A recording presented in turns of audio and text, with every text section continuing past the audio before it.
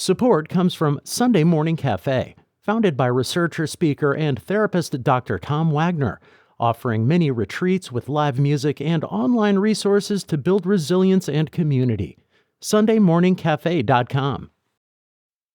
This is St. Louis on the Air from St. Louis Public Radio. I'm Elaine Cha. 1 week ago, southeast Missouri experienced extreme rainfall and flash flooding that killed one person in Crawford County and led to hundreds of rescues. As much as 12 to 14 inches of rain fell in parts of Reynolds and Iron counties in what's being referred to as a once-in-a-thousand-year flood event. 12 to 14 inches is an extreme rain event anywhere in Missouri. That's something that does not happen very often at all. That's John Carney, a meteorologist with the Weather Service in St. Louis. He said the storm broke multiple weather records.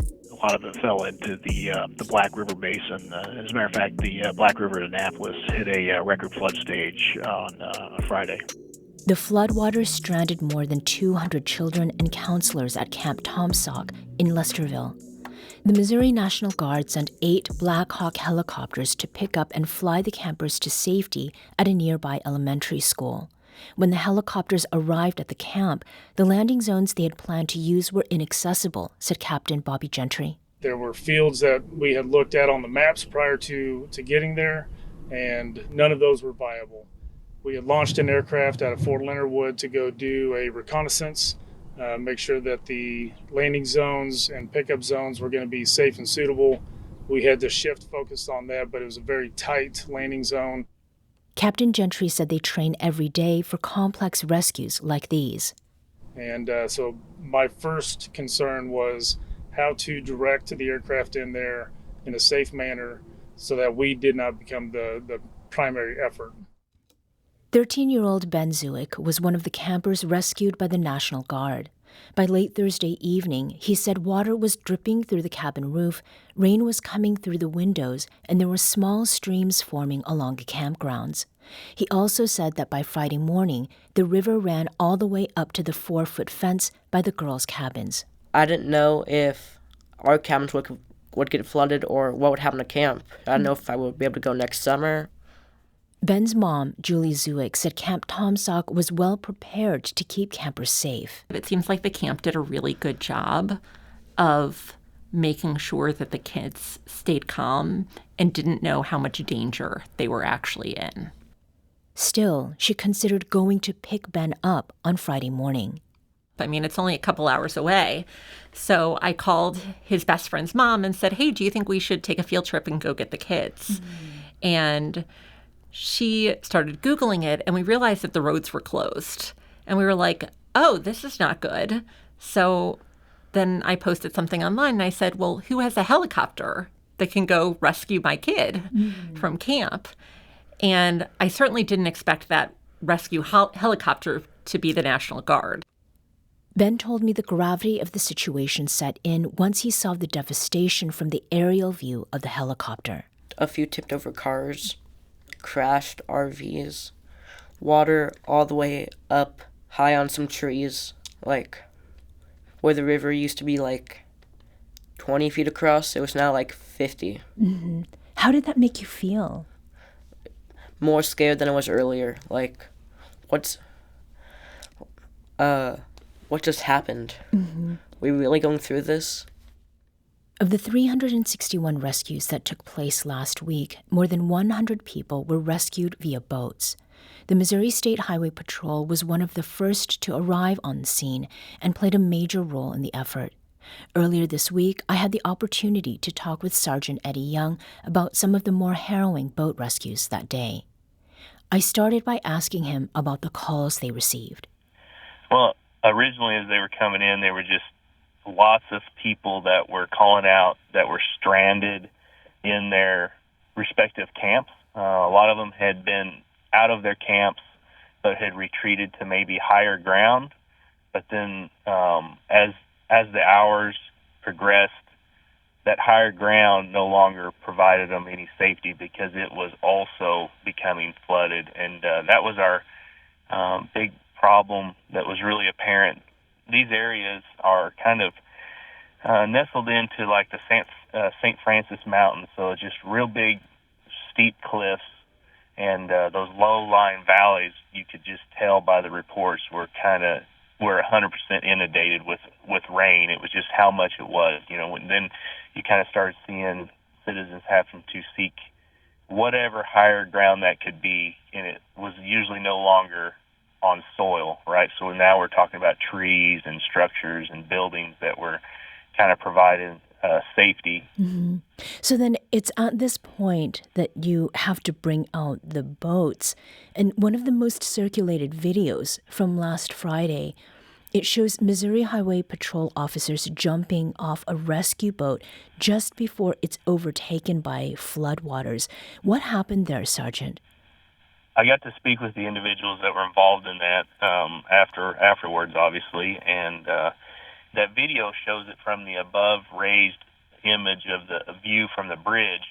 But of course, from the officer's perspective, they're motoring down this raging river, and they're approaching a bridge, and they're trying to figure out whether they're going to their craft and themselves are even going to be able to fit underneath the bridge. So they found a little spot where they could go underneath it, and so their sight vision is obstructed by this bridge, and they can't see that power line on the other side of it. And so after they navigate the first obstacle, which is the bridge, they made it underneath it, and they just barely squeezed underneath it to get to the other side. And once they broke free of it, that's when they observed the power line. So the flow rate was so fast that they were rapidly upon the power line, and the craft went over it. And then, of course, the nature of the power line sprung up underneath it and grabbed the lower unit of the motor, effectively treating it as if it was like an arresting hook on an aircraft landing on a carrier. It just grabbed it and stopped the boat immediately. And with the amount of water flowing over the back of the boat, the officer that was operating the boat just had just a few seconds to try to maybe get out of that situation. Mm-hmm. But they said within about 2 seconds it was apparent that the boat was going to be a loss, and they had to enter the water to try to self-rescue themselves. Mm-hmm. The flow of that water, how would you describe how fast it was going, and how it would compare to what normal conditions were? The flow rate was, well, the gentleman that was in the boat, they had tested it, and they have meters that test, I think it's actually gallons per second. And it had basically maxed out their meter I believe he said over 111,000 gallons per second, whereas, put that in perspective, they normally train in Pomme de Terre Dam, and will train in that, and the flow rate there is around 1,000 oh my goodness. Gallons per second. So it was quite a difference. And to put it in perspective, he said, well, it's basically got the same amount of water that the Mississippi is flowing, but just through a narrower area. Oh, okay. That really kind of brought to my light how destructive that force was, because the Mississippi, when you look at it, is just a meandering giant river, but if you put that through a small basin, like where this occurred, you can see how destructive the force was that these people and the rescuers were facing. How did they self-rescue? The story I was told by Sergeant Jonathan Roberts, he was like, well, we went into the water and tried to stay as close to each other as we could. That way, if we don't want to get separated, that way we could lend a hand to each other if we needed to. He said we floated on downstream, because at this time, really the best survival is just to go with the flow and try to navigate any obstacles you can see coming towards you. And they got lucky enough, or fortunate enough, that they went into an area where there was actually a camper that had flooded and washed downstream, and it created a little eddy behind it where it broke the current. So they were able to tuck in behind it and then climb up upon the camper. And they knew that this was probably going to be temporary, because how long this camper was going to stay together, they didn't have much faith in. most things were kind of being destroyed at this time. Not only from just the water, but like we all know the tree that the water's carrying down with it, hitting objects. But they managed to stay on top of it. It stayed together, and really, in the scheme of things, which they said it'll tell you, it seemed like hours they were there. But within a short amount of time, another water patrolman was coming up that area, and they were able to flag and yell and get their attention, and then start the rescue process for them. So they were very fortunate. I mean, I've seen the video, and that alone is quite harrowing. Coupled with the description that you've just offered to us, Sergeant, it has my heart rate going. How are those troopers doing now?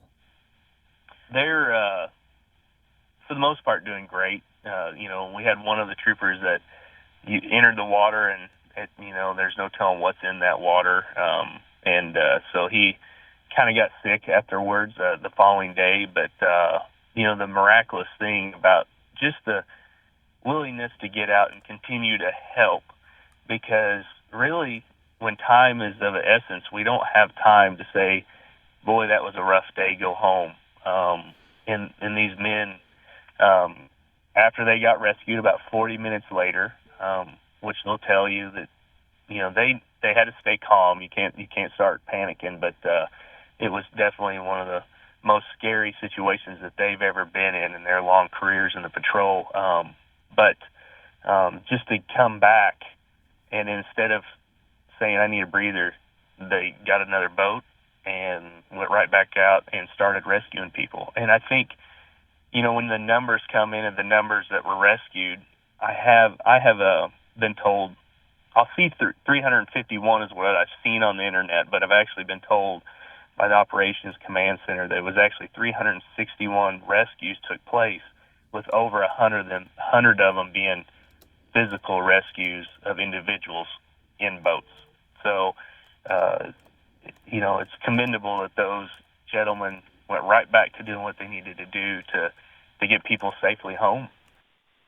Sergeant Young, we heard from a St. Louis area mother earlier whose son was airlifted by the Missouri National Guard from Camp Taum Sauk, and she said that during this experience, she found herself reflecting on the flash flood in Texas last year when more than 135 people died, including 25 Camp Mystic campers, 2 counselors, and the camp's co-owner and executive director.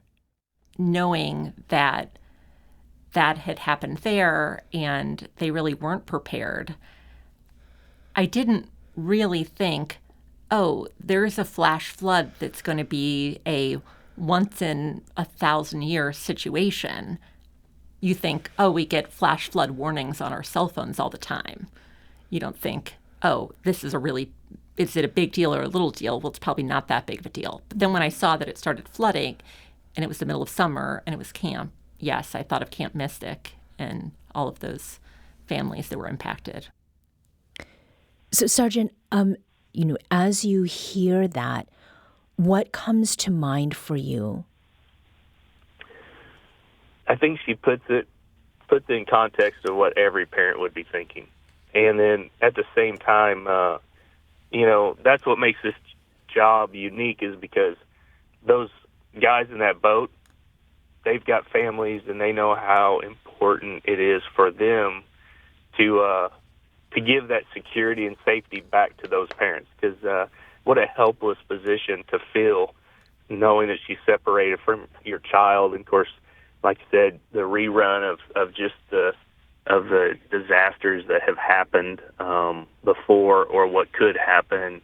You just feel helpless, and I'm just glad that the circumstances with the camp being able to get kids to some solid ground, and then I'm very fortunate that they didn't hang around, because I know there wasn't much solid ground left for them at that camp. And then with a possibility of more rain coming, the chances of that ground being dissolved away was very great, and then we were going to have a major issue. So it was just it's a blessing that we had the Army National Guard react and just all the professionals that showed up and helped and to make that possible. It's rewarding to know that those great reunions occurred. But I do hear something very common. She says, we have flood warnings all the time. It's no big deal. And I guarantee anybody that's experienced this disaster, the next time a flood warning happens, they're probably going to be a lot more in tune to what might happen or where they should go. And I think that serves as a good reminder for all Missourians, including myself, that we need to take every warning very serious. That was my conversation with Missouri State Highway Patrol Sergeant Eddie Young earlier this week. For more information on last week's flooding in southeast Missouri, including how climate change is causing more of these types of record-breaking storms, visit our website, stlpr.org.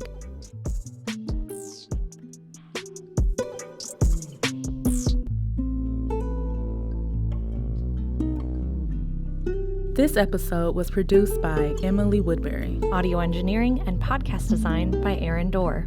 Our executive producer is Alex Hoyer.